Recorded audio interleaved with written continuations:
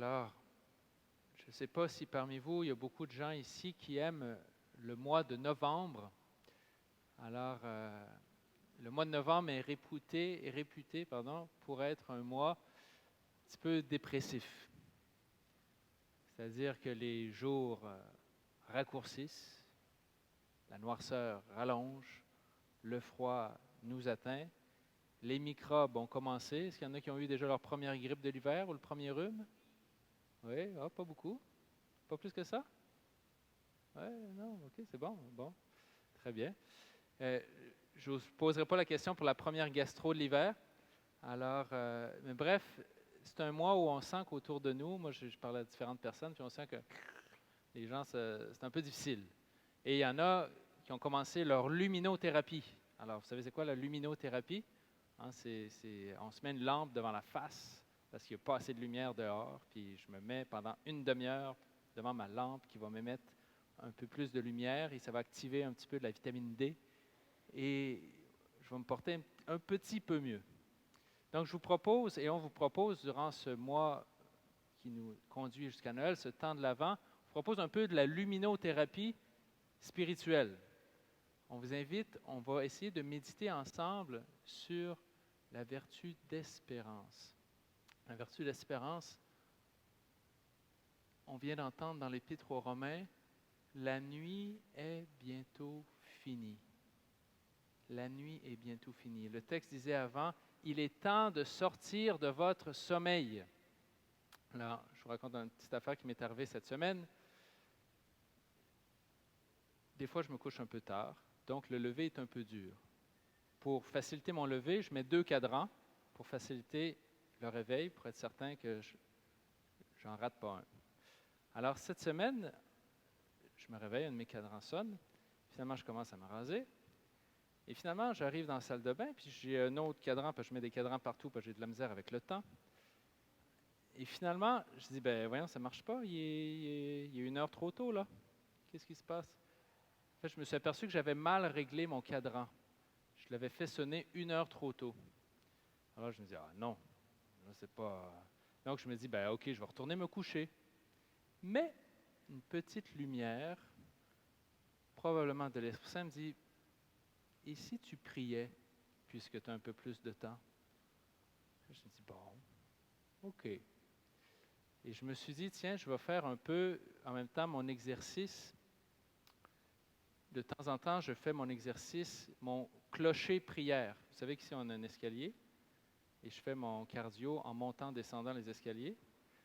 Et en faisant mon chapelet pour faire des squats pour mes jambes, pour le canot à glace. Donc, ce matin-là, je dis, OK, je vais faire mon chapelet clocher. Alors, je vais prier plus tôt. Et aussi, j'ai pris mon bréviaire. Et vous savez que les prêtres aussi prient 5 fois par jour les psaumes. Bref, cette journée-là a commencé finalement plutôt bien. Et j'étais d'attaque, de bonne humeur déjà au déjeuner, à l'heure, plus que d'habitude. Finalement, je me suis dit, le Seigneur a bien fait de me sortir de mon sommeil un peu plus tôt. Dans le temps de l'Avent qui nous est donné, à quelque part, le Seigneur veut nous sortir de notre sommeil un peu plus tôt, de nous sortir. Qu'est-ce qui nous fait sommeiller? Eh bien, c'est souvent toutes sortes de mauvaises habitudes qui nous engourdissent, qui nous alourdissent. La petite habitude de critiquer, de chialer, de se plaindre de telle ou telle chose. Comme si on n'avait pas d'espérance. Paul nous rappelle, quand il parle à des communautés chrétiennes, autrefois, vous étiez sans espérance.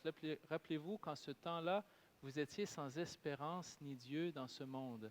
Un autre endroit, il dit, ne soyez pas abattus comme les autres qui n'ont pas d'espérance.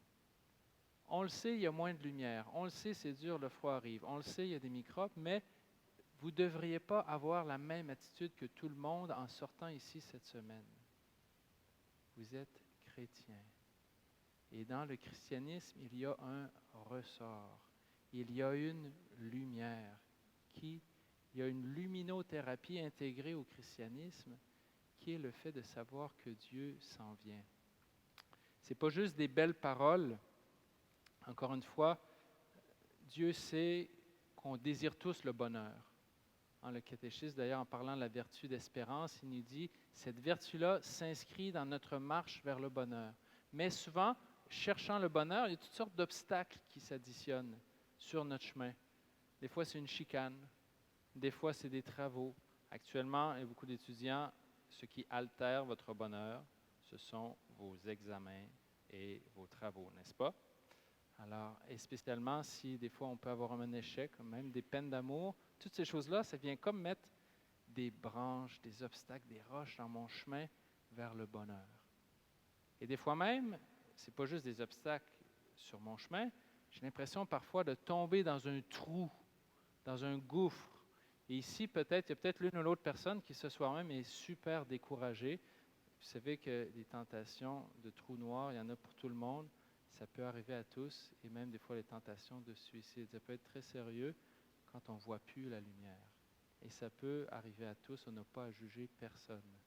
Je me souviens, quand j'étais dans mon premier essai de discernement vocationnel, j'étais dans une communauté, et finalement, ça n'allait pas super bien. Et je me souviens qu'à ce moment-là, il y a un psaume que j'ai entendu, qu'on récitait, c'est le psaume 129. Ce psaume-là dit ceci: « Des profondeurs, je crie vers toi, Seigneur. Seigneur, écoute mon appel, que ton oreille se fasse attentive aux cris de ma prière.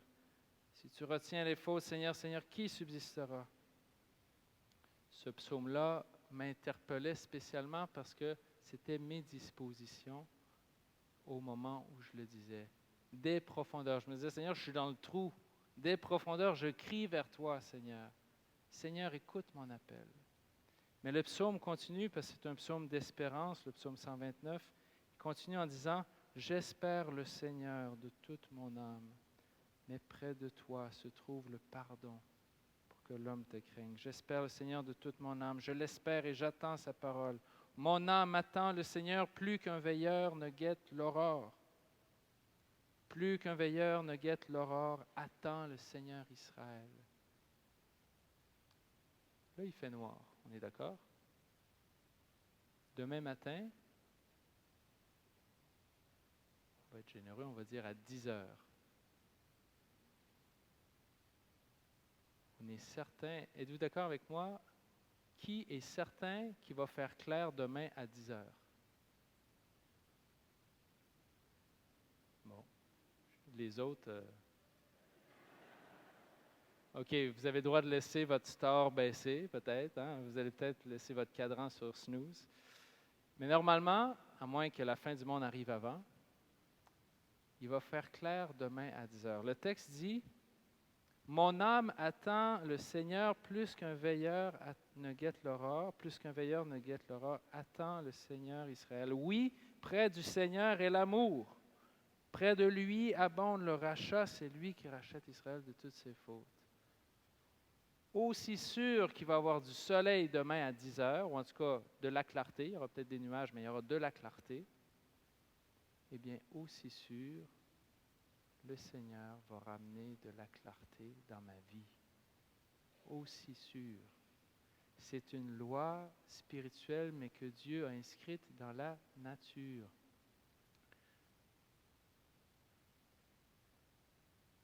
Jérémie 29, le prophète, vous savez, c'est le prophète de l'exil, il a écrit au peuple au moment, il y a eu la difficile tâche de dire au peuple, ça ne marche pas votre affaire, vous avez fait des grosses bêtises, vous allez être déportés, vous allez tout perdre. Et de fait, ils ont tout perdu. Mais ce prophète a aussi annoncé l'espérance, il a dit, au nom de Dieu, à un moment donné, moi je connais les pensées que je forme à votre sujet pour vous donner un avenir, une espérance. Cet passage étroit, cet exil que tu vis ou que tu vas vivre ne sera pas la fin du monde. Il y a un avenir et une espérance. Comme je disais, Dieu a inscrit cette loi-là même dans la nature. Est-ce que vous connaissez le cycle de vie de la chenille? Elle est belle, la chenille, hein? On a choisi avec Rose une belle chenille pour vous. Alors, le cycle de vie de la chenille, j'ai sauté une étape parce qu'avant cette étape-là, il y a l'étape de l'œuf. Tout petit œuf, pondu par le papillon. Donc, la chenille, qu'est-ce qu'elle fait durant sa vie? Eh bien, elle passe du petit œuf, mais elle grandit, elle mange. Elle grandit, elle mange, elle marche un peu, elle grandit, elle mange, elle grandit. Et après, vous savez ce qu'elle fait la chenille? Il y en a qui savent sûrement un petit peu. Elle devient une chrysalide. Ça bouge un peu moins qu'une chenille. Je ne sais pas ce que vous en pensez, mais dans cette étape, la chenille va se mettre dans un petit coin tranquille, va même se camoufler. Et c'est une étape que je ne sais pas si elle sent tout ce qu'elle vit, mais ça doit être un peu déstabilisant. Elle se plus ou moins désintègre, se liquéfie, se démembre, mais il y a quelque chose après. Il y a un papillon. Mais quand tu regardes la chenille et la chrysalide, tu as l'impression que c'est une méga régression. Tu as l'impression que il ne se passe plus rien dans ma vie. Tout est mort. Tout s'engloutit, tout s'engouffre. J'ai plus de vie publique, j'ai plus de vie relationnelle. C'est terrible, c'est terrible. Si on faisait parler la chenille, là, elle pourrait en dire des choses. Et pourtant, à ce moment, la chenille n'a jamais été le plus proche de sa métamorphose avant de devenir le papillon, le monarque. Vous savez qu'un monarque va rester probablement de 15 jours à 25-30 jours dans la chrysalide. Pourquoi je vous parle de ça? Parce que très souvent, ce soir ici, il y en a peut-être qui sont en stade papillon. Il y en a peut-être d'autres qui sont en stade chenille. Ça va, je mange, je me promène, tout va bien, tranquille. Et puis il y en a peut-être d'autres qui se disent, moi, rien ne va plus. Je me liquéfie, toutes mes relations, tout fout le camp. Intérieurement, je n'ai pas d'espérance, il n'y a rien qui se passe, je ne vois même pas de lumière, j'ai même plus d'yeux pour voir des lumières. La chrysalide, elle n'a plus d'yeux pour voir des lumières. Il n'y a rien qui va. Même ceux qui se diraient ce soir, moi je suis un peu la chrysalide, tant mieux, vous êtes les plus proches pour entrer dans l'espérance et devenir le papillon. Encore une fois, ce n'est pas juste du beau blabla, c'est notre espérance chrétienne. Jésus, quand il est venu, il est né, petit œuf, un petit enfant, il est venu dans le ventre de Marie, il a grandi, il est devenu enfant, il est allé au temple, il a été charpentier avec Joseph, puis il a commencé sa vie publique, il a mangé, il a bu avec des gens, il a fait des miracles, il a parlé, ça allait bien. Et il a eu sa phase plutôt chrysalide, accroché sur la croix.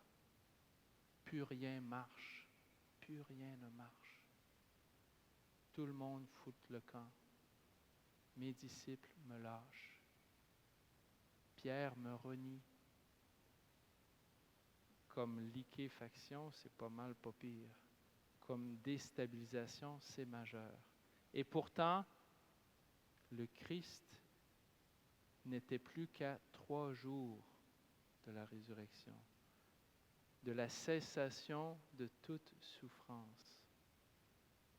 Très souvent, j'ai remarqué dans ma vie, mais aussi dans la vie de plusieurs, là où c'est le pic de désespérance,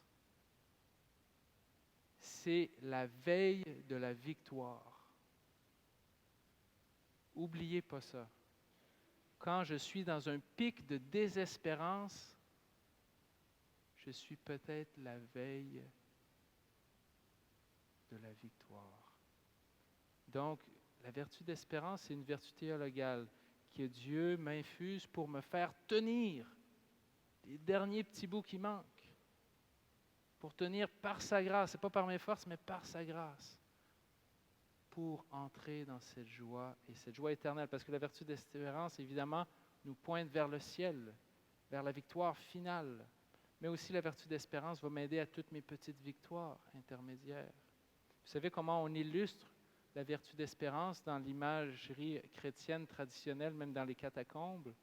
C'est avec une ancre, une grande ancre.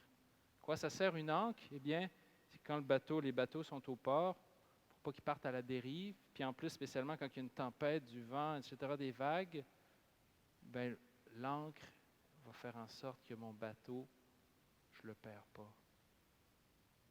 Eh bien, durant ce temps de l'Avent, demandons, Seigneur, on te demande cette grâce d'espérer, de ne pas partir à la dérive. Et je vous propose cette semaine comme défi de prendre la grande prière d'espérance que Jésus nous a donnée, qui est la prière la plus connue des chrétiens, c'est le Notre Père.